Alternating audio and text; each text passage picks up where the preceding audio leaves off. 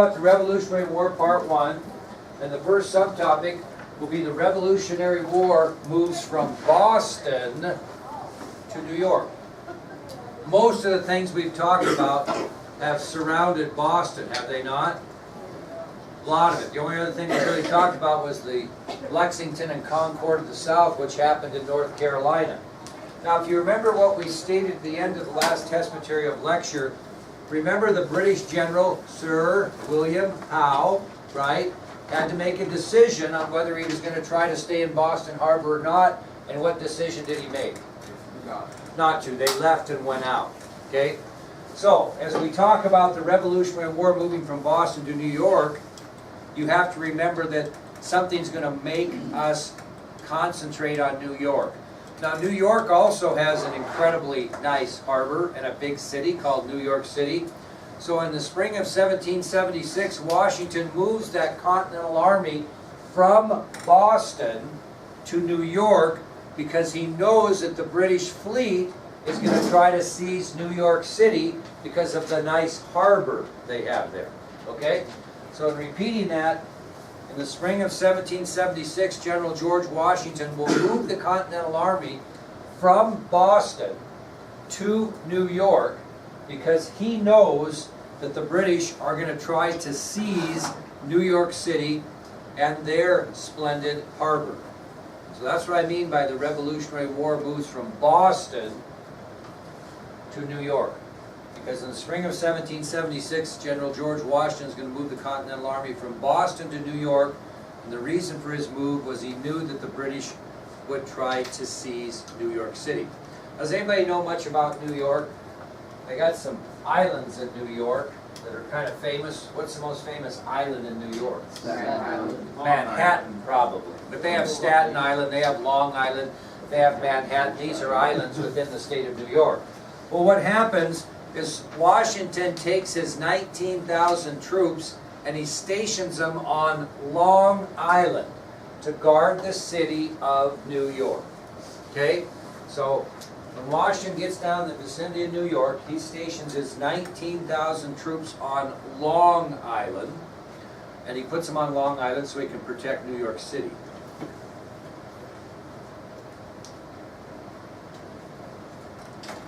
Well, on July 2nd of 1776, British General Sir William Howe orders both British and what other troops? Hessian troops, very good, and puts them on nearby Staten Island. So all these islands are on your ID sheet here. So Washington moves his 19,000 troops and puts them on Long Island to guard the city. And on July 2nd of 1776, British General Sir William Howe orders both British and Hessian troops on nearby Staten Island.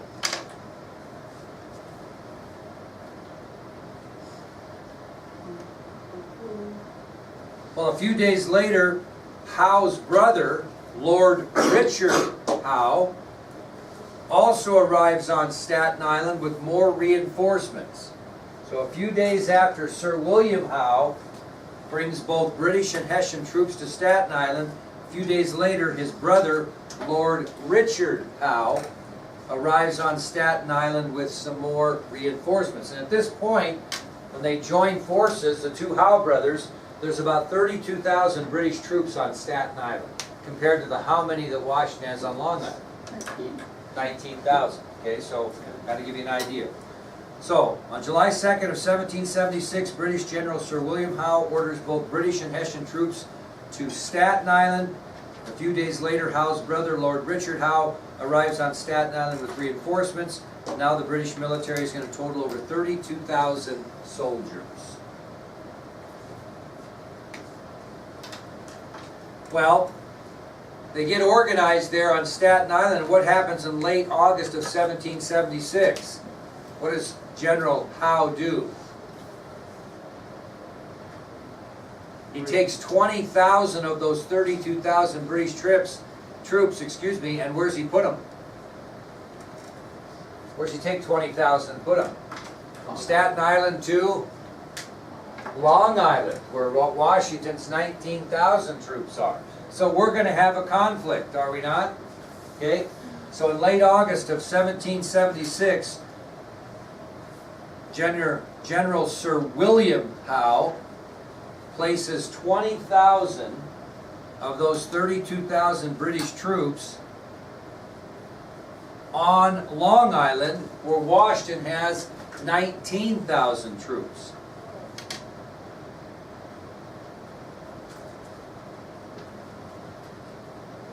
And we're going to have a conflict, are we not?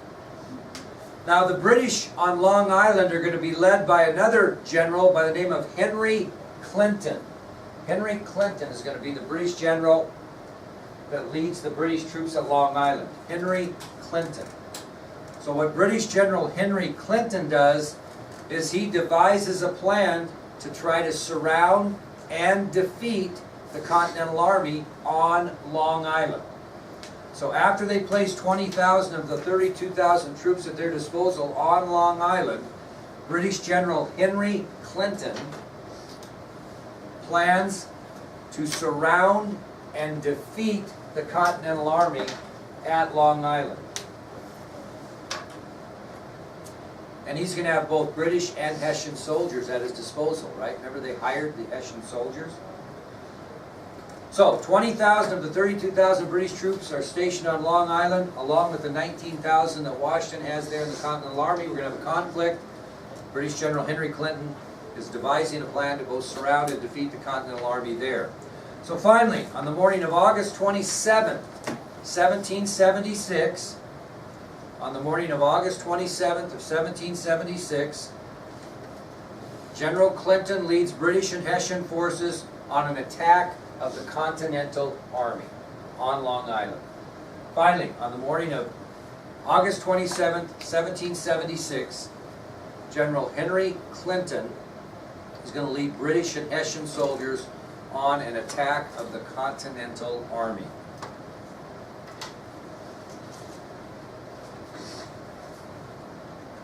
Well, the Continental Army is soon overwhelmed, and General Washington needs time to retreat before they defeat him for good. And if they defeat him for good, we're probably done with this revolution already. Okay? So Continental Army is overwhelmed by the British and Hessian forces at Long Island. General Washington needs some time now to retreat, because if he does not retreat, he's going to be defeated for good, and the Revolutionary War might be over before it even hardly starts. Okay? So he's got to find some time to retreat.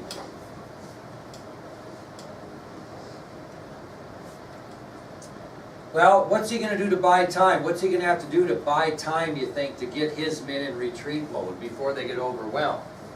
He's going to have to make a counterattack. He's going to have to send somebody at Clinton and the British and Hessian forces to fight long enough to stall time so he can get back.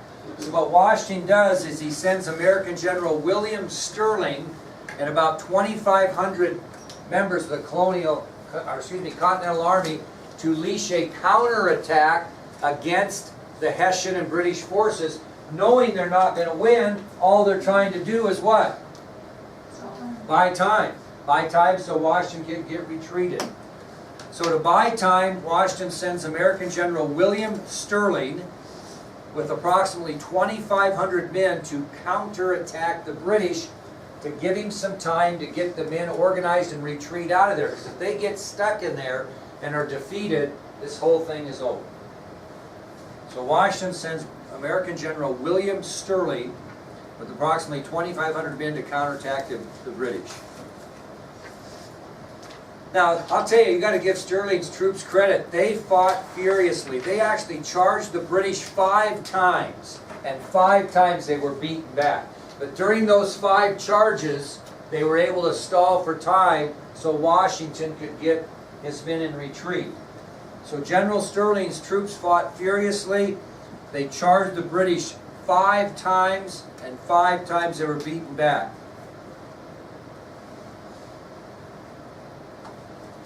And during this initial conflict with the British and during Sterling's counterattacks, More than 1,000 American soldiers were either killed or wounded, and 1,000 more were captured and imprisoned. So during this attack,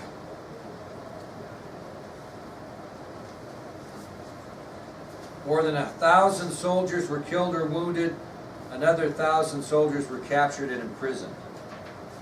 And that was just during the time that Sterling made those attacks. It does not include the troops that Washington lost during the initial battle when they were overwhelmed. So Sterling pays a big price, does he not?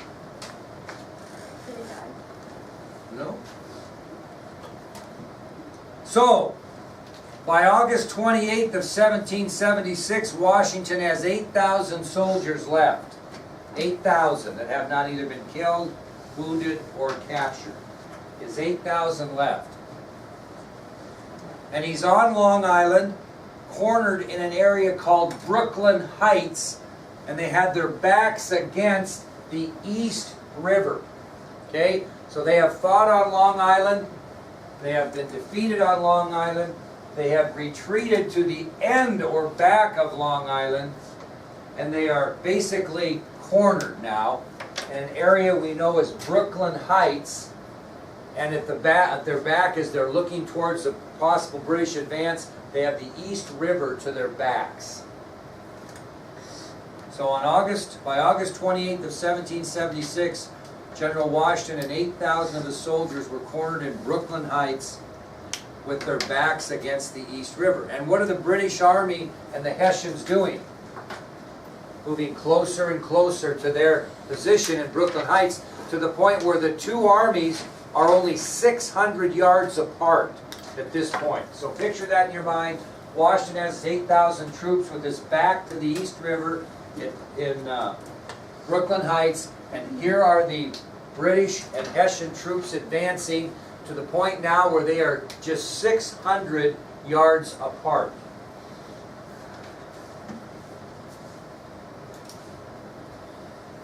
Now, the British are preparing to do what?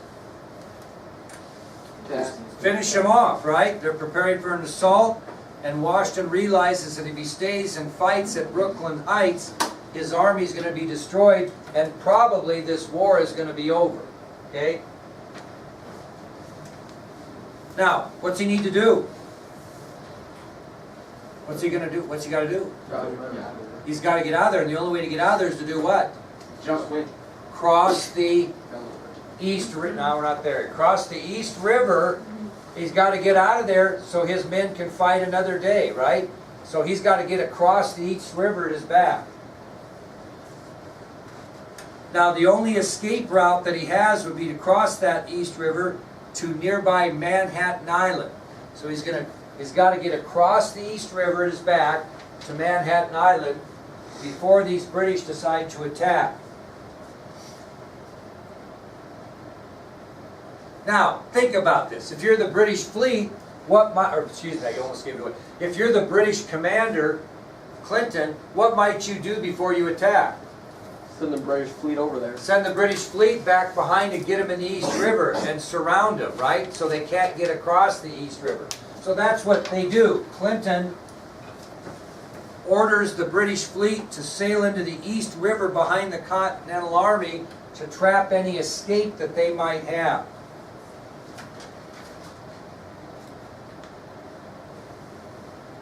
Well, things are looking pretty bleak, are they not? And Washington's going to get two big breaks here. He's going to get two big breaks. One was a tactical error, and one was Mother Nature. Okay? He's going to get two breaks. First of all, General Clinton has made the decision that he will attack the Continental Army when? When's he going to make his move on the Continental Army? Right now. Oh, you're going to wait till the fleet gets back behind. That makes sense, doesn't it? They have no escape route. So he has made the decision that he will not attack the Continental Army until that fleet gets in the East River behind him to cut him out of any possible escape route. So that's a tactical error. He probably should have just attacked 600 yards apart and took his chances, because my guess is he would have probably overrun the Continental Army and won. But he chooses to wait, working on strategy until that British fleet can get in position in the East River to block Washington's escape. Well, here's where Mother Nature comes in. A big southern wind comes in. You got to remember, how do these ships have motors? I win. Wind. So a southern wind came in, which was opposite of where these ships had to come. And when the Mother Nature helps out with that southern wind, the British fleet cannot get into the East River. They cannot get in the East River. So Washington receives two big breaks when things are looking pretty bleak. First of all, British General Howe would not attack the Continental Army until he had received the news that his fleet was in position in the East River, and then Mother Nature came to the rescue as a significant southern wind comes up, preventing the British fleet from sailing up the river. So he's got some extra time, and what he's got to figure out is how is he going to ferry 8,000 men, their horses, their arms, and equipment across the East River to Manhattan. How is he going to do that? Okay? Well, he turns to a Continental Army colonel by the name of John Glover. Who had John Glover that they wrote their paper on? Is this going to make sense to you now? Okay. So he turns to Continental Army Colonel John Glover.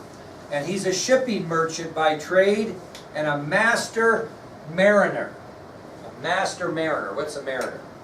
Short for mariner. Sailor. Sailor. Yeah, he's a sailor. Master sailor. So, Washington's in trouble.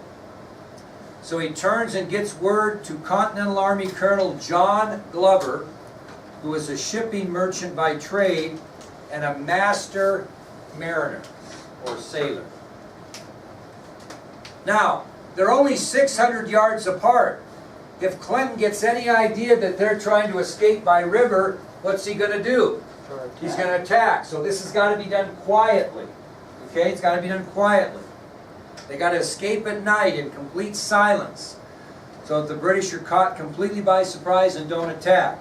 So what Colonel Glover does, he gets a crew of 1,200 experienced men, and he's going to organize the evacuation of the Continental Army out of Long Island onto Manhattan Island in the location of what we know today as the Brooklyn Bridge. That's kind of where they're at. Okay? So Glover's going to mastermind this evacuation of the Continental Army. 8,000 men, their horses, their arms, their equipment. And he's going to get them across the East River to Manhattan. That's the job he's been given. And they're going to use dozens of small boats to transport the men, horses, and equipment to the other side. They're using dozens of small boats. Now, do you remember Paul Revere? He didn't want to get seen or heard by the British when he rowed across the river. What did he use to wrap up the oars? A lady's petticoat, right? Well, Colonel Glover doesn't use petticoats, but he orders that the oars of the boats be covered with canvas to muffle the sound, because they can't make any noise here because there are British sentries located, and if any word gets that these guys are trying to escape, they're going to attack immediately because they're waiting for that fleet to get back in the East River. So Colonel Glover orders that the oars of the boats be covered with canvas to muffle any sound, and he also insists that all men do not speak during this transport. You got to be completely silent. No talking, no speaking, because any noise will tip off the British Army. Now, what else might be your concern, even though you're trying to do this as quiet as you can? How else might you get discovered even if you're quiet? The horses. Well, how? You wouldn't. If you don't hear something, you might. If you see. Well, what happens is Mother Nature gives them another break, because as they're making this retreat, the night turned very overcast, and it made it very, very dark. So not only are they getting the advantage of the wind keeping the fleet out of the East River, Mother Nature has put a really dark overcast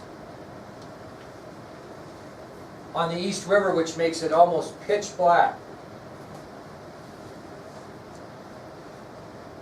Now, remember, kiddos, that the British Army and the Continental Army were camped how far apart? 600 yards. Right, so Washington needs to convince the British that the Continental Army is still camped 600 yards apart, that they're not retreating. He's got to make them think they're still there. So this is what he does. He stays back with a small number of soldiers at camp. He sends the rest to evacuate, okay? But he keeps a small number with him. And he orders this small amount of soldiers to continually tend the many campfires. Keep them burning. Make the British think they're still camped there. So they have all these campfires lit that would be seen from a distance. Even though it was dark, you can see a campfire. And Washington has these few men that he keeps with him while he's evacuating the rest, tending these campfires, so it looks like there's all these campfires in this area, so the British thinks they're still camped there. I mean, why would you have a campfire if you're not camped there? Pretty bright. Actually, he just keeps them tending these many, many campfires. He also orders the soldiers to roll empty barrels back and forth between them. So Connor and I'd be taking an empty barrel, and I'd roll it to him, and he'd roll it to me, and I'd roll it to him, and he'd roll it to me. Why would he do that? Because it sounds like the soldiers are digging defense trenches, preparing themselves for the next attack. So the noise they're making makes the British think, oh, these guys are digging defense trenches, or they're marching. You know, they're there. So they're just rolling these barrels back and forth. That'll not only makes them think that, but also it makes some extra noise that hides any noise that they would be making at the river. Okay? So he orders the soldiers to roll empty barrels back and forth between them. This will make the British believe the soldiers were digging defense trenches and also offset the sound of any evacuation that's going on back on the East River. Pretty smart, really, when you think about it. Well, back at the East River, Colonel Glover is evacuating colonial troops across to Manhattan. He tries to